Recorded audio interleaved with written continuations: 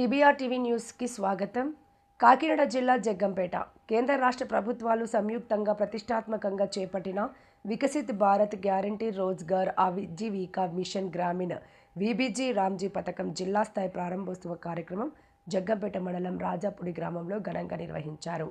DWAMA PDS Madhusudan అధ్యక్షతన జరిగిన ఈ కార్యక్రమానికి ముఖ్య అతిథులుగా జిల్లా జాయింట్ కలెక్టర్ అపూర్వ భరత్, జగ్గంపేట నియోజకవర్గం ఎమ్మెల్యే, టీటీడీ బోర్డు సభ్యులు జ్యోతుల నెహ్రూ హాజరై గ్రామంలోని నరసన్న చెరువుకు ప్రత్యేక పూజలు నిర్వహించి నూతన పథకాన్ని లాంఛనంగా ప్రారంభించారు.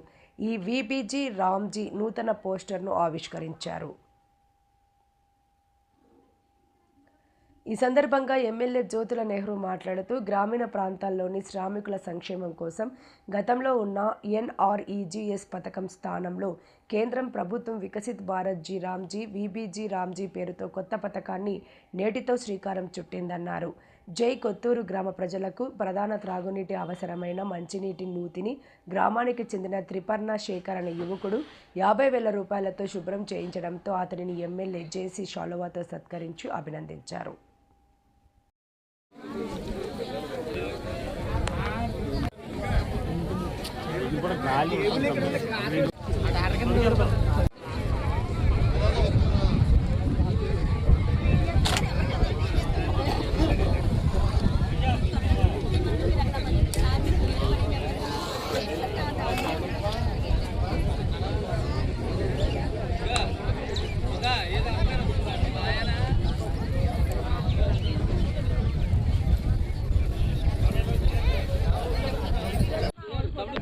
వస్తున్నాను.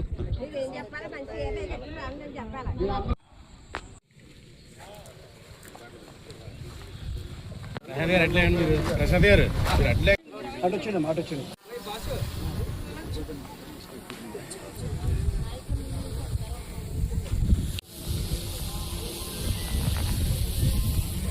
ఇది కూడా పడాలి.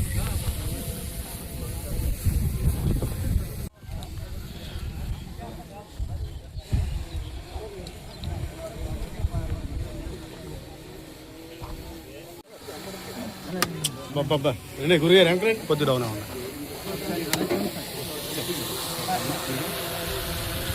అన్న చేది అన్న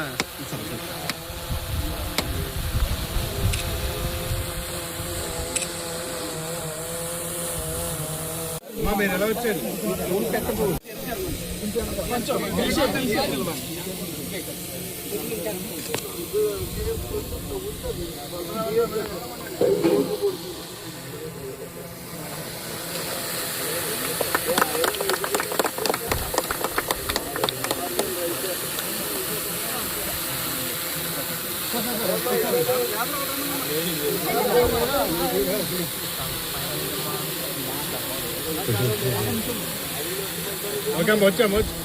తీసుకుని వచ్చాండి అమ్మా. అమ్మ మీరు ఎలా వచ్చామా? ఇంకొకరు వెళ్తారు.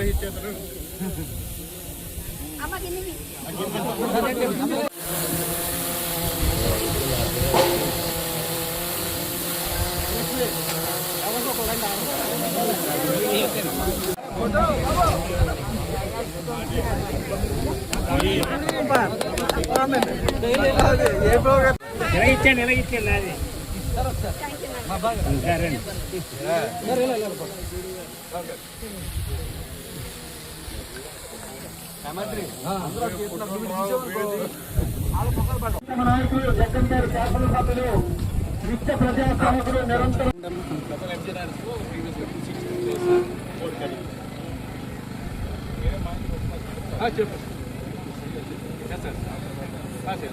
ఏపీ గారు ఎక్కడారండి? గౌరవశ్రీ జగ్గంపేట శాసనసభ్యులు తెలుగుదేశం పార్టీ పొలిట్ బ్యూరో సభ్యులు జ్యోతుల నెహ్రూ గారిని పైకి ఎక్కరా చెట్లు అదే పైకి డైరెక్ట్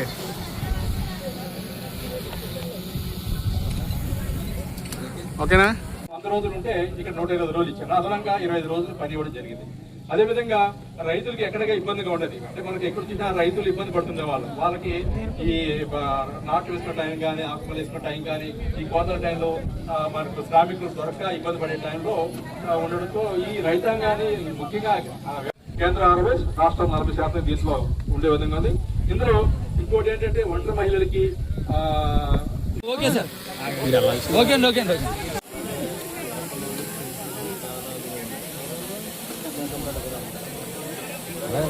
ఎక్కడన్నా అదే వద్దు అవసరాలు బట్టి ఇక్కడ ఉన్న ఊళ్ళే టోటల్ ఎంత 200 ఫ్యామిలీస్ ఉన్నాయి సార్ అన్నారు గోవింద్ కూడా అయితే ఆ గతంలో కొన్ని క్యాస్టర్ ఇప్పుడు వాటి మీద చేసేసి పిల్లల మీద స్కూల్లో జాయిన్ చేశారు రీసెంట్గా లాస్ట్ ఇయర్ మన గవర్నమెంట్ కొత్త క్యాస్ట్లు అది చేస్తారు గత క్యాస్ట్లో జరగచ్చు దీనికి అటెండ్ చేసింది గతంలో క్యాస్ట్ జరగచ్చు దానివల్ల ఏంటంటే పిల్లలు పేషెంట్ గారు చేయదు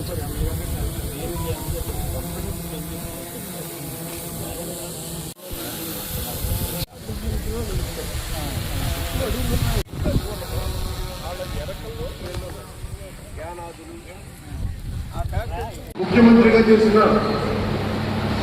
ధీరుడు కేంద్ర గ్రామీణాభివృద్ధి శాఖ మంత్రి శ్రీ శివరాజ్ సింగ్ చౌహాన్ గారికి స్వయం సమృద్ధి గ్రామాల నిర్మాణం లక్ష్యంగా గౌరవ ప్రధానమంత్రి శ్రీ నరేంద్ర మోదీ గారి నాయకత్వంలో కేంద్ర ప్రభుత్వం వికసిత్ భారత్ జీరాంజీ తీసుకుంది. జీరాంజీ పథకం ద్వారా ముఖ్యంగా వ్యవసాయ సీజన్లో 60 రోజులు విరామం కల్పించడం. ఇది కేంద్ర ప్రభుత్వం తన వాటాగా 7,707 కోట్లు కేటాయించింది. దేశంలో ఇందాక చెప్పినట్టుగా ఇది 3 అతిపెద్ద కేటాయింపు. కార్యక్రమాల ద్వారా 16,695 కోట్ల ఉపాధి నిధులు వినియోగించాం. ఈ నిధులతో అంటే పెద్ద వైసీపీ చేసిన పాలన మనకి తేడా చెప్తున్నాం. ఈ నిధులతో 7,000 నీటి కుంటలు, అడవి తల్లి పాట కార్యక్రమం ద్వారా 373 కిలోమీటర్ల గిరిజన రహదారులు, మహిళలకి ముసలి వాళ్ళకి ఒక గ్రూప్ ప్రత్యేకంగా ఉండి ఇబ్బంది లేనటువంటి పనులు. నన్ను కొనుక్కోవడం మొన్న 4 పోట్లు కొడుతులకు ఆయాసం వస్తుంది మర్చిపోయాను. అయితే నేను కొనుక్కోటి పనిచేసి ఉండే. అలాగే మన జేసీ గారు ఆయన అలవాటు ఉన్నట్టే కనపడ్డది నాకు. పారొచ్చుకుని జాగ్రత్తగా బ్రహ్మాండంగా మట్టి తీశారు. అంటే అందరం కూడా భారతదేశం అన్నదే వ్యవసాయం. ఆ వ్యవసాయ కుటుంబాల నుంచి వచ్చిన వాళ్ళు మనం అందరం కూడా ఏ స్థాయిలో ఉన్నా సరే. కాబట్టి అందరికీ చిన్నప్పుడు మధ్య వయసులోనూ ఎప్పుడో ఒకప్పుడు ఈ పనిలో వ్యవసాయ పనికి వెళ్ళి ఆ పని చేసినటువంటి అలవాట్లు ఉంటాయి. కాబట్టి దాని మీద ఇబ్బంది ఉండదు. అయితే ఇక్కడ ఏదైతే ముసలి వాళ్ళు ఉన్నారో ఇక్కడ మోడీ గారి ఆలోచన కానీ చంద్రబాబు నాయుడు గారి ఆలోచన కానీ ఒక్కసారి మనం దృష్టిలో పెట్టుకోవాలి. ముసలి వాళ్ళని ఇబ్బంది పెట్టకుండా వాళ్ళకి ఆర్థిక సహకారాన్ని అందివ్వాలనేటటువంటి ఆలోచనతో ఒంటరి మహిళ, ఆ మహిళకి ఇంటి దగ్గర మనిషి ఉండరు, పిల్లలు ఉంటారు, అన్ని ఆవిడే చేసుకుని ఆవిడే రావాల్సినటువంటి అవసరం ఉంటుంది. వాళ్ళకు కూడా వెలుసుబాటు కల్పించాలి పనులు. అలాగే వికలాంగులు, నిజంగా వికలాంగులు అన్నది మనస్థైర్యంతో తన జీవితాన్ని తను పొందేటటువంటి పరిస్థితుల్లో ఆలోచన చేసుకుని పనిచేసే వాళ్ళు చాలా మంది ఉంటారు. మా అప్పన్నారు గారు ఉన్నాడు, ఒక కాలు పూర్తిగా రాదు, ఇంకో కాలు సరిగ్గా రాదు, కానీ అయితే నా మీద ఎక్కువ సంపాదించాడు రోజు.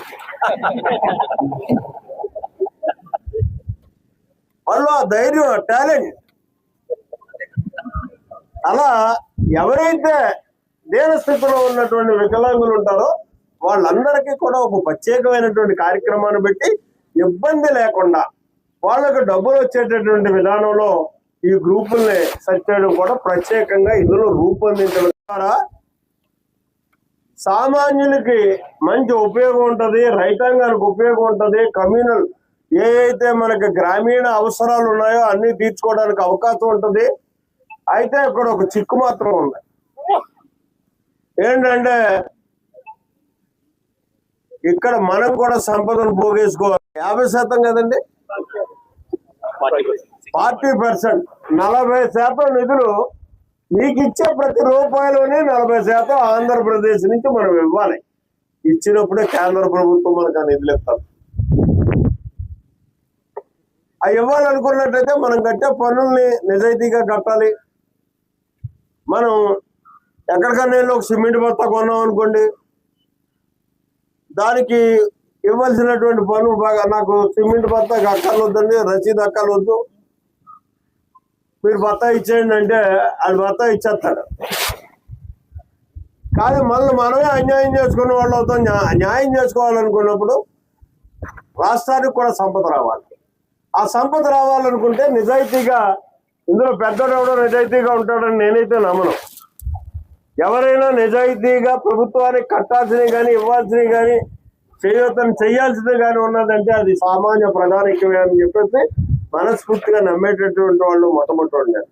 కాబట్టి మనం మాత్రం ఎప్పుడు అటువంటి పని చేయకుండా, ప్రభుత్వానికి వచ్చే ఆదాయానికి గన్ను కొట్టకుండా మన ఆదాయాలు మాత్రం కరెంట్ బిల్ కరెక్ట్గా కట్టడం, పన్నులు పంచాయతీ పన్నులు కరెక్ట్గా కట్టడం, ఏదైనా కొనుక్కున్నప్పుడు దానికి జిఎస్టీ కరెక్ట్గా కట్టడం, ఇవన్నీ కూడా మనం చేయగలిగినప్పుడే ఇక్కడ కేంద్ర రాష్ట్ర ప్రభుత్వాలకు కూడా ఆదాయాలు వస్తాయి. ఆ ఆదాయాలు మళ్ళీ తిరిగి మనకు రావడం జరుగుతుంది. ఇదే మన చంద్రబాబు నాయుడు గారు ఇప్పుడు నేను సంపద సృష్టిస్తా అంటాడు. సంపద అంటే ఎక్కడి నుంచి వస్తుంది? మీ మీద 10 రూపాయలు చెల్లితే మీరు కొనేటటువంటి వస్తువుల ద్వారా వచ్చేటటువంటిది 1 రూపాయి అన్నా మళ్ళీ వెనక్కి వెళ్ళేటటువంటి పరిస్థితి ఉంటుంది. అదే సంపద. ఎక్కడి నుంచో పుట్టుకు రాదు. ఎందుకంటే మనకున్న ఒక పక్క కొండల ఎల్లలో, ఒక పక్క సముద్రం ఎల్లలో, అవి దాటి వెళ్ళి మనం ఆదాయం తెచ్చుకునే పరిస్థితి ఉండదు. వాళ్ళందరూ మన మోదీ గారు చెప్తున్నారు, ఇంపోర్ట్ వద్దు, ఎక్స్పోర్ట్ చేయండి అని చెప్పేసి. అంటే విదేశీ వస్తువులు నేటిల్ని ఉపయోగించకుండా మనం జీవన విధానాన్ని మార్చుకోవాలి. మనం స్వదేశీ వస్తువుల్ని మనం ఎక్స్పోర్ట్ చేసి అక్కడి నుంచి నిధులు రాబట్టుకోవాలి అని చెప్పి ఒక మంచి ఆలోచన ఇవాళ ఇచ్చాడు. అందులో భాగమే ఇవాళ మీరు ఇంధన పొదుపు చెయ్యండి అన్న, ఇది ఆయిల్ డీజిల్ ఇవన్నీ. అదే రకంగా బంగారం, అవసరం మేరకే బంగారాన్ని వాడండి. అవసరం లేనప్పుడు కొన్నట్టయితే మనం ఇంపోర్ట్ చేసుకోవాల్సి వస్తుంది, ఎక్స్పోర్ట్ చేసుకోవాల్సి వస్తుంది. మనం ఇంపోర్ట్ చేసుకునే స్థాయికి వెళ్ళాలనుకుంటే బంగారానికి జరగదు. ఎందుకంటే మనకి భారతదేశంలో ఉన్నటువంటి ప్రతి స్త్రీ, మహిళా శక్తికి కూడా బంగారం మీద ఉన్నటువంటి ప్రీతి ఇంకా దేని మీద ఉండదు, మొగుడు మీద కూడా ఉండదు.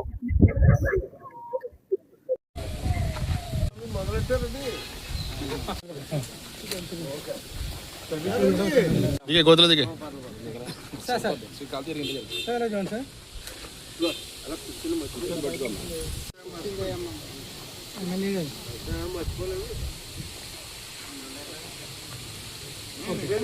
పోజు కొట్టాను కదమ్మా,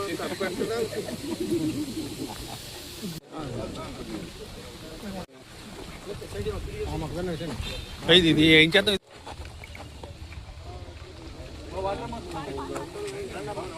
ఇది ఎక్కడ ఉంది బ్యాకెట్ బాగా ఉంది.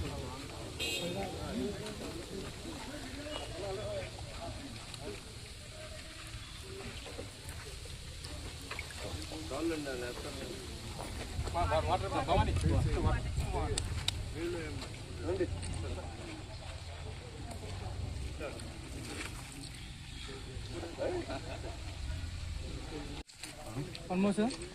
Thank you.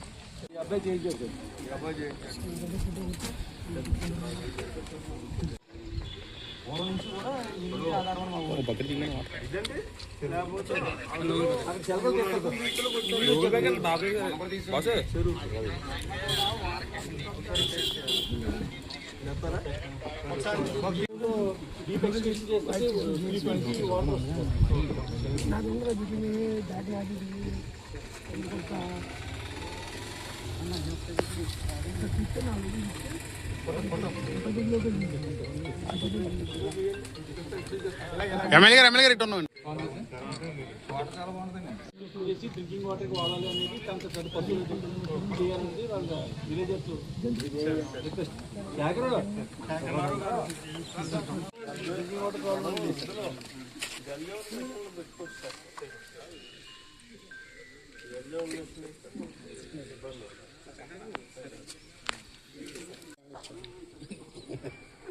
ఒక్కడే సేకరణ ఒకసారి బాయ్ సార్ చేసి సార్.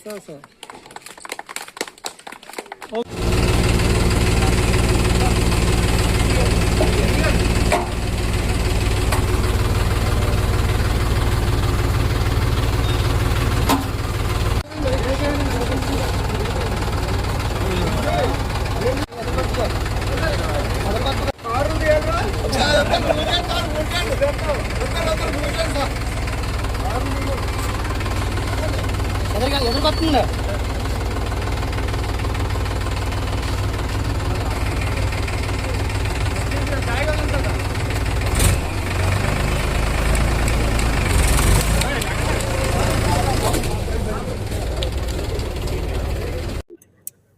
ఈరోజు దేశవ్యాప్తంగానే ఉపాధి హామీ పథకం ఏదైతే ఉందో దానికి మరింత మెరుగులు దిద్ది ప్రారంభించడం జరిగింది. అందులో భాగంగా చూసుకున్నట్టయితే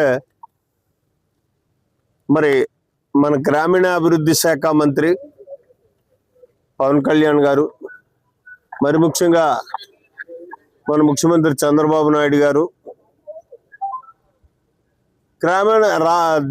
కేంద్ర గ్రామీణాభివృద్ధి మంత్రిని తీసుకొచ్చి దేశవ్యాప్తంగా ప్రారంభించేటటువంటి ఉపాధి హామీ పథకం జీ రామ్జీ పథకం ఏదైతే ఉందో, పేరు మార్చినటువంటి పథకం, ఆ పథకాన్ని తిరుపతిలో ప్రారంభించారు. తిరుమల తిరుపతి వెంకటేశ్వర స్వామి యొక్క సన్నిధిలో ప్రారంభించారు. అలాగే మన జిల్లాలో మనం రాజుపూడిలో ప్రారంభించుకున్నాం. జేసీ గారు, నేను, అలా మీరందరూ కలిసి ప్రారంభించుకున్నటువంటి పరిస్థితి. అంటే ఇక్కడ దీని మీద చాలా మందికి అవగాహన లేక, ఆలోచన లేక,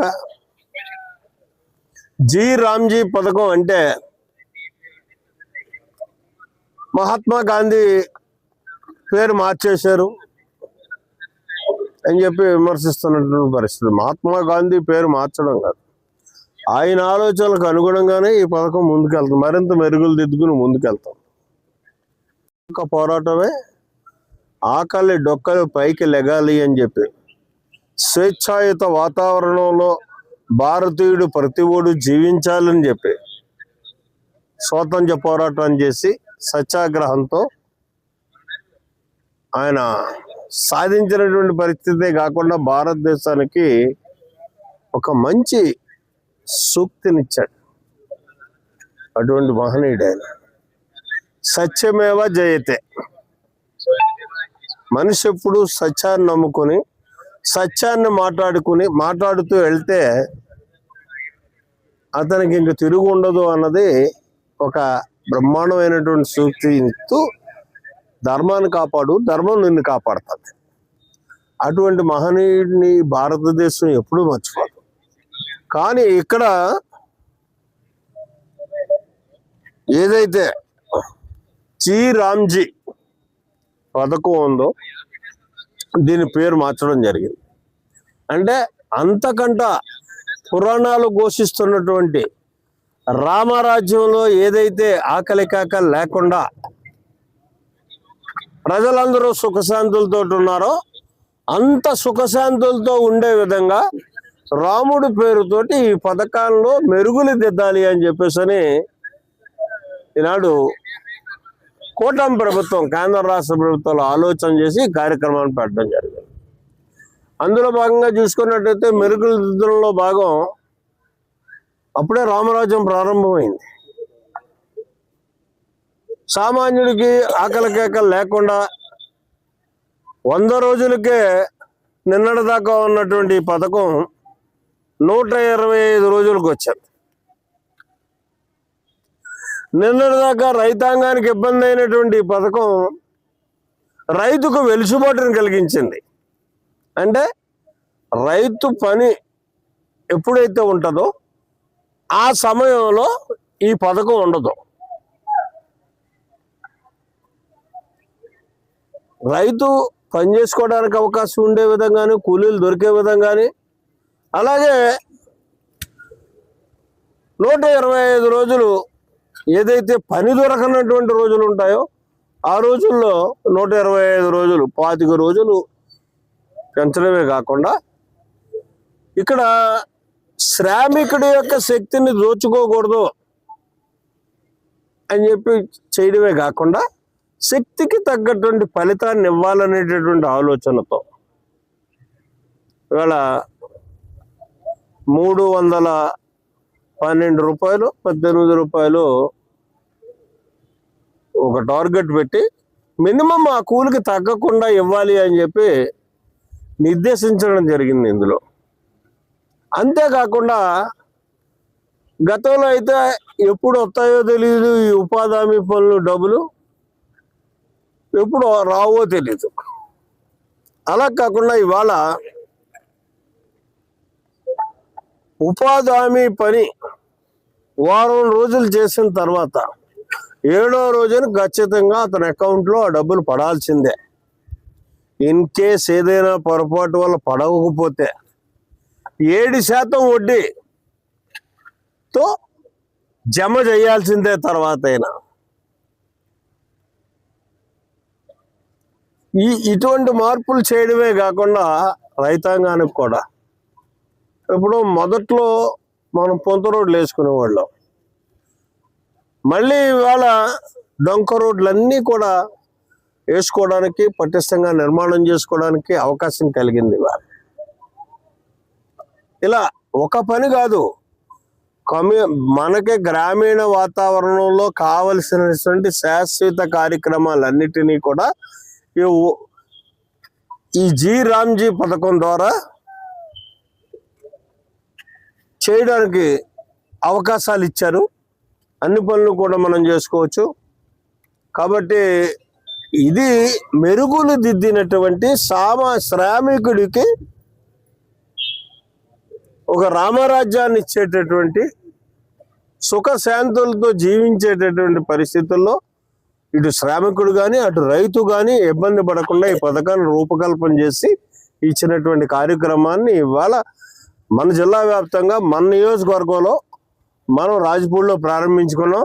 అంతేకాకుండా ఇవాళ మంచినీళ్ళ చెరువు, మనం కొత్తూరు మంచినీళ్ళ చెరువుని పరిశీలించారు జేసీ గారు. వెంటనే దాని మీద ఒక నిర్ణయం చెప్పాడు ఆయన. ఇమీడియట్గా దీన్ని మంచినీళ్ళు కూడా తాగి చూశాడు. అందులో నూతులై తాగి చూసి దీన్ని మనం మంచి చేయాల్సిందే, దీన్ని శుభ్రం చేయాల్సిందే అని చెప్పి దానికి సంబంధిత అధికారులందరికీ